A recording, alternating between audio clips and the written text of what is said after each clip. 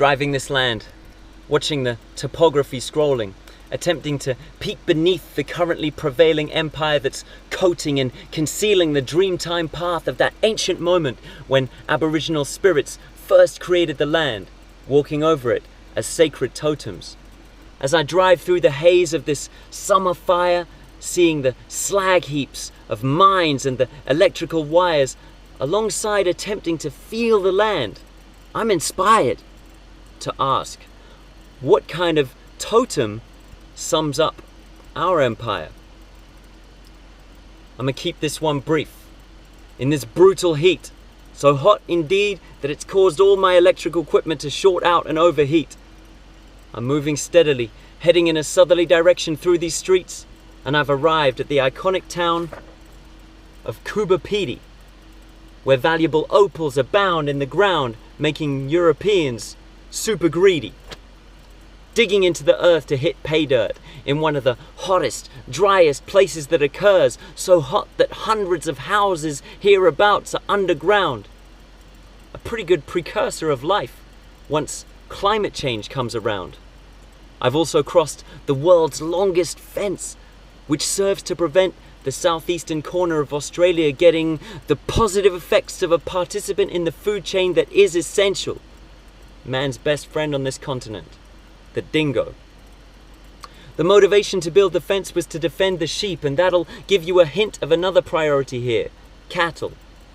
This land has been ravaged by introduced animals, not just humans, but cows, sheep, rabbits, and camels, and these species with their alien habits and heavier hooves have trashed waterholes, destroyed the ecosystem, trampled the delicate roots of desert plants, made excessive use of precious water, and changed the intricate balance of all this land in a way we never should do, destroying sustainable sources of food in order for a little while to create food.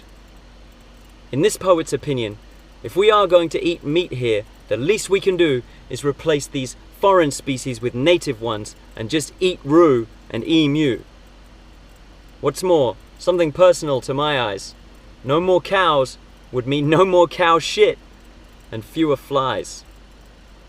Well, some tinkering to our practices might let us linger here on this planet a little longer, but there's a much more serious harbinger to consider, and that's represented by a site 300 k's to the west of here, Maralinga.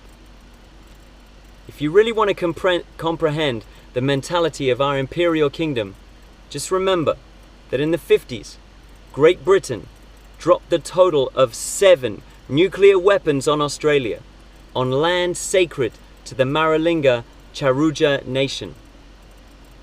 There's still devastating radioactivity there to this day. In fact, Aboriginal people still suffer from the effects of cancers and blindness from the fallout and impact.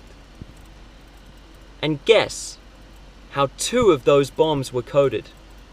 Almost as if the Empire knew precisely what it was doing to the oldest living culture on the planet with its sorcery and atomic potion, we decided to call those bombs Totem.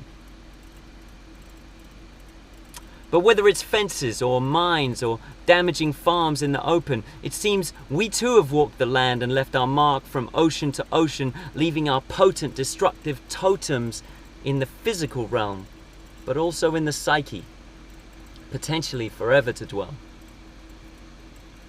The doomsday clock is ticking. All these time bombs have got us in range. But as I've said many times in these lines from this page, it's still not too late to change.